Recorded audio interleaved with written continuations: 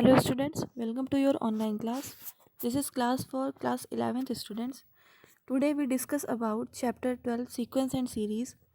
Let's start from some basic concepts. So, let's see what is sequence. A sequence is defined as an arrangement of number in a particular order. Okay? Sequence क्या होता है आपका? ये कुछ numbers का arrangement होता है जो एक पर्टिकुलर ऑर्डर में होते हैं. यहाँ पे आप एग्जाम्पल देख सकते हैं. ये है आपका एग्जाम्पल. देखिए 1 2 3 is a sequence in which each term is greater than 1 the preceding term. ठीक है, ये हो गया आपका सीक्वेंस. मतलब 1 2 3 एंड सो ऑन, ये आपकी सीरीज़ है. इसमें देखिए एक अरेंजमेंट में है, एक ऑर्डर है इनका. मतलब 2 में से 1 अगर माइनस करो, देखो 1 आ रहा है. 3 में से 2 माइनस करो तो 1 आ रहा है. इस तरह देखिए आपका एक अरेंजमेंट है. ठीक है, इसी तरह आप सेकेंड एग्जाम्पल देख सकते हैं. 1 3 5 is a sequence in which each term is greater than 2 the preceding term. Okay, so this is your sequence. Sequence आपके जो होते हैं दो प्रकार के होते हैं. There are two types of sequences. First is finite sequence, second is infinite sequence. What is finite sequence? A finite sequence which have finite number of terms is called finite sequence. ठीक है. Infinite sequence क्या होते हैं? A sequence which have infinite number of terms is called infinite sequence. Example में देखिए finite sequence आपके क्या होते हैं. जैसे मैंने यहाँ आपको दे दिया एग्जाम्पल में, ये है आपका 1 2 3 4 5. ठीक है, ये आपके 5 टर्म्स हैं. तो इसमें आपको पता है कि आपके 5 टर्म हैं, यहाँ पे 5 टर्म्स हैं. इसी तरह इनफाइनाइट सीक्वेंस क्या होता है? मान लीजिए मैंने दिया 1 2 3 4 एंड सो ऑन. इसमें आपको नहीं पता कि इसमें कितने टर्म्स हैं सीक्वेंस के. ठीक है, तो ये आपकी होती है इनफाइनाइट सीक्वेंस. और जो पहला मैंने एग्जांपल दिया था वो होता है आपका finite sequence. So let's discuss about some examples. This is example 1. Okay, if nth term of a sequence is given by Tn is equal to 2n plus 1. So find first, second, third and 10th term of this sequence. ठीक है, देखिए बच्चों, आपको यहाँ पे Tn की value पता है. Tn आपका है 2n plus 1. अब यहाँ बोल रहा है first term, second term, third term और 10th टर्म निकालने के लिए. इसके लिए आप क्या करोगे? n की वैल्यू एक बार रखोगे 1 for the first term, n की वैल्यू रखोगे 2 for second term, n is equal to 3 for third term and n is equal to 10 for 10th term. Okay, अब चलिए हम स्टार्ट करते हैं सॉल्यूशन इसका. देखिए पहले हम यहाँ लेते हैं n is equal to 1. So आपका इक्वेशन है यहाँ पहले Tn is equal to 2n plus 1. इस इक्वेशन को हम इक्वेशन 1 मान लेंगे. ठीक है, now put the value of n which is 1 in equation 1. okay, so we have T1 is equal to, n की जगह 1 रख दीजिए, 2 into 1 plus 1 is equal to 2 plus 1 which is 3. so here आपके पास फर्स्ट टर्म आ गया 3. अब हम second term निकालेंगे. देखिए यहाँ पे इसी तरह देखिए यहाँ पे किया हुआ है आपका सेकेंड टर्म. ये है n इज इक्वल टू 2 रखा है, तो 2 इंटू 2 प्लस 1 ये हो गया इज इक्वल टू 5. जब n इज इक्वल टू 3 रखेंगे तो T3 इज इक्वल टू हो गया 2 into 3 plus 1 is equal to 7. और अगर हम 10 यहाँ रखेंगे तो हमें मिलेगा 2 into 10 plus 1 is equal to 21. So हमने यहाँ पे सारी वैल्यूज़ फाइंड आउट कर ली हैं जो हमें यहाँ पे फाइंड आउट करनी थी. So our answer is 3 5 7 21. This is your answer. Okay, now let's see some other questions. Let's see question 3. okay, here we have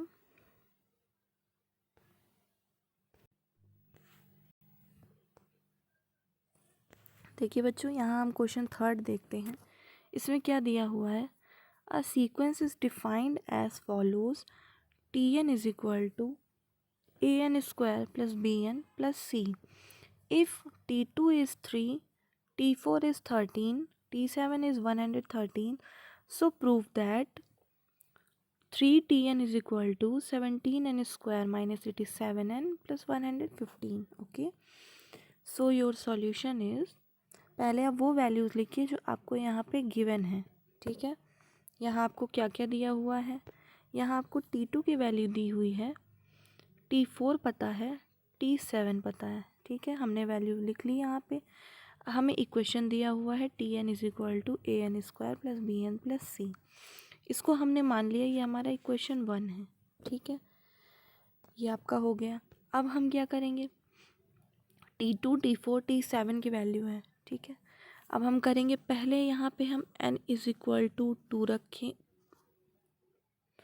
n is equal to 2 रखेंगे for T2, n is equal to 4 रखेंगे for T3 और n is equal to 7 रखेंगे for T7। Okay, ये हम इसलिए रख रहे हैं क्योंकि यहाँ हमें वैल्यू गिवन है। अब हमने यहाँ वैल्यू पुट डाउन करी। Now put the value of 2 4 7 in equation 1 we get. ठीक है बच्चों, हमने मान लीजिए यहाँ 2 रखा। अब हमें क्या मिलेगा यहाँ पे इन इक्वेशन 1, इक्वेशन 1 में हम 2 रखेंगे।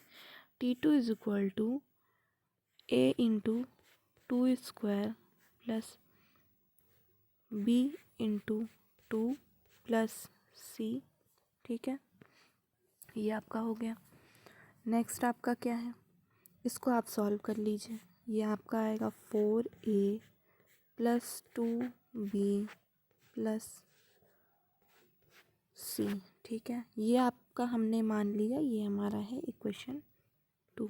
ठीक है, इसी तरह n इज इक्वल टू 4 और n इज इक्वल टू 7 रखेंगे तो हमें ये वैल्यूज़ मिलेंगी।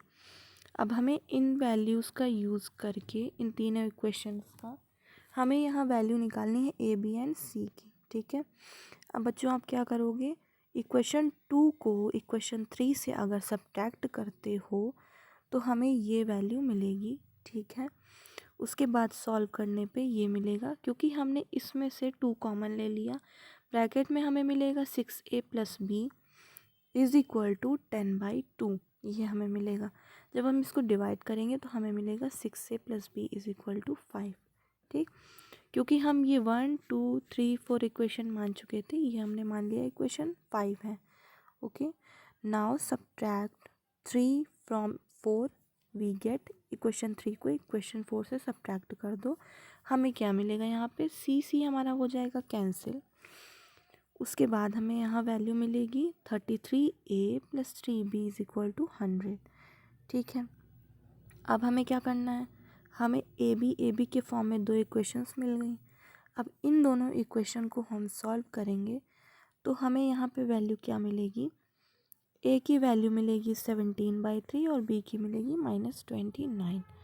सो this is the value of a and b. Now put the value of a and b in equation 5 और 6। इन दोनों में से आप किसी भी इक्वेशन में वैल्यू रख के सी की वैल्यू निकाल सकते। आप क्या करोगे, 3 2 3 4 इन तीनों इक्वेशंस में से किसी भी इक्वेशन में वैल्यू पुट डाउन करके आप सी की वैल्यू यहाँ निकाल सकते हो। So the value of c is 115/3। Okay, now putting the value of a b and c in equation 1, so we get Tn is equal to 17/3n square minus 29n plus 115/3। Okay, यहाँ से हम क्या करेंगे, यहाँ से हमारा 3 LCM आ गया। Tn is equal to, ये हमारा था 17n स्क्वायर अपॉन 3, सब में आपका आप 3 LCM ले लोगे तो वैल्यू मिलेगी 17n square minus 29 into 3n। ठीक है, प्लस 115। अब इस इक्वेशन को आप जब सॉल्व करोगे तो आपको ये वैल्यू मिलेगी।